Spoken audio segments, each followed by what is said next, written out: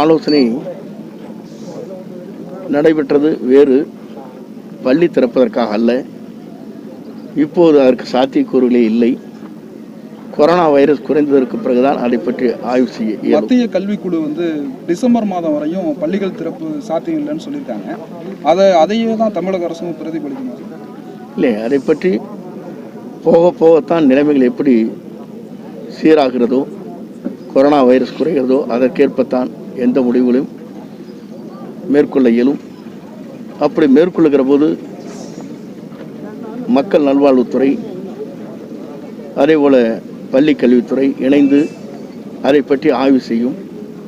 அதற்கு பிறகு முதலமைச்சருடைய கவனத்திற்கு எடுத்துச் செல்லப்படும். எதுவாக இருந்தாலும் முதலமைச்சர் தான் இறுதி முடிவை மேற்கொண்டு எப்போது பள்ளியை திறக்கலாம், எந்த சூழ்நிலையில் எப்போது என்பதை அவர்தான் முடிவு செய்வார்கள். இப்போது அதற்கு சாத்தியக்கூறுகளே இல்லை. பல்கலைக்கழக ஆசிரியர்கள் நியமனம் போது பார்த்தோம் அப்படின்னா ஒரே ஒரு தேர்வு இருக்குது. அது வாழ்நாள் முழுவதும் அவங்க பணியில் சேர்ற வரையும் அதை அந்த சான்றிதழை பயன்படுத்திக்க முடியும் அப்படிங்கிற நிலை இருக்குது.